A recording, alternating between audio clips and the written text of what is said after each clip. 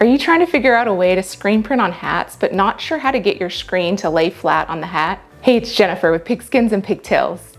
I've decorated hats in a variety of ways over the years. A long time ago, I rigged up this contraption to get my screen flat on a hat.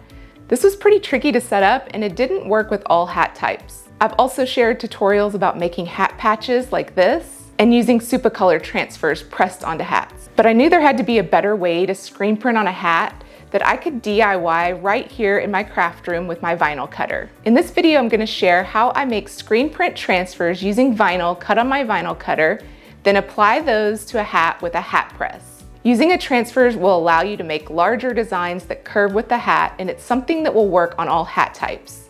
If you aren't interested in learning how to DIY these transfers, you can purchase pre-made screen print transfers and skip to the section in this video where I show how to apply the transfers to a hat. Let's get started with the screen printing process. To make a screen print transfer, you will need to use Plastisol ink. This process doesn't work with water-based ink like Speedball. I'm using Effin ink, and I'll link to this below. You're also gonna need screen print transfer paper, adhesion powder, and a Plastisol cleaner to clean your screen at the end. So these are the special supplies, but in addition to that, you will need your usual screen, squeegee, vinyl, transfer tape, painter's tape, and blank hats. You will also need a heat press, flash dryer, or a heat gun for the transfers, and a hat press like this one from Pro World to apply the transfer to your hat. I'll link to all of these supplies below. First, you need to cut your design on vinyl. I'm using my Caesar Juliet machine, but you could use any brand vinyl cutter. Depending on your hat size, the size you cut your design may vary. I've cut mine to 2.4 inches by 2.4 inches for this circle design, and 4 inches wide for the more horizontal design. You'll notice that I did not mirror the design. Typically, I tell you to mirror because we put the vinyl on the back of the screen, but when you're making transfers, you want to cut it regular. When we put this vinyl on the back of the screen, it's going to print our design on our paper mirrored. You want it mirrored on the paper so that you can flip it over and apply it to your hat. If this sounds confusing, just make a note that you do not mirror the vinyl and keep watching to see how it works. I'm going to transfer the design to the back of my screen printing frame using transfer tape. To make this process more efficient, I'm going to put both of these designs on my screen at the same time. This way I can print both designs before cleaning my screen. I'm going to spread out these two designs a little bit because I want to use different ink colors for each of these. I've cut my transfer paper down to smaller pieces. I want to line that up under my screen. Once I have the right placement, I'm going to mark my corners to make lining up the next prints much easier. Then cover up these open areas of the screen with painter's tape. Now we're ready to print our transfers. I'm using navy Effin ink for this first design, and then I'm going to use pink for the other design. I'm just being careful not to mix the inks together so I can get both of these designs done on one screen. I'm going to set this aside and repeat the process to make as many as I need.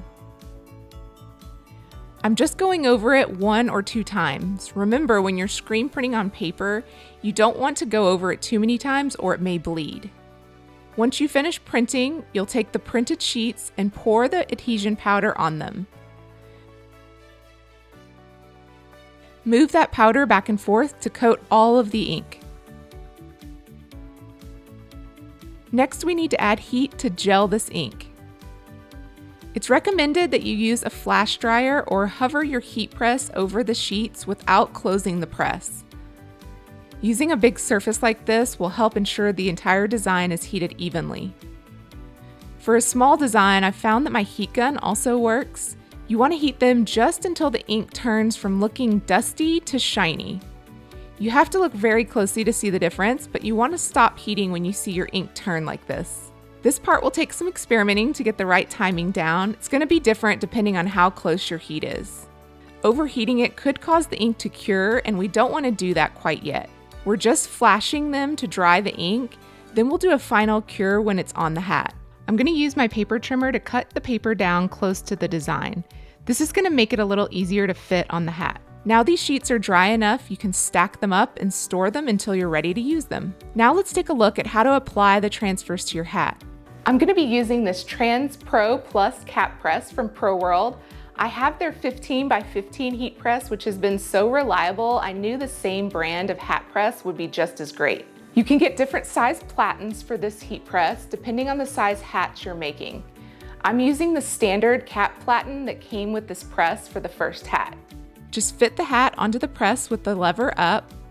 Then once you get it situated, lower this lever and it will hold the hat in place. Close the press to make sure you've got good contact with the hat.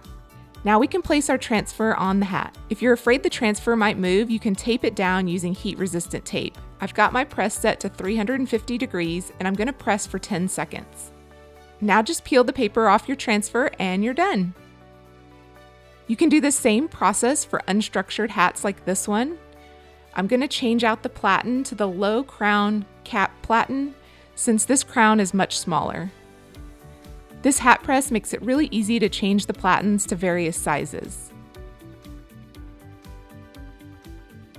If you need to adjust the height of the platen, you can twist the knob underneath to raise or lower the platen. If you're using a structured hat, you might need to put a pressing pillow inside the hat to make sure the press will make even contact with the hat. Line up the transfer and press. This hat with the seam down the middle worked great with a screen print transfer. Whether you DIY your own screen print transfers or purchase them, this method is my favorite way to decorate hats. Not only is it efficient if you're making lots of the same design, but it looks and feels great on the hat. This ink is going to hold up for the life of the hat, so I can feel confident selling or gifting these. If you found this video helpful, subscribe to my channel for more screen printing tips and tricks.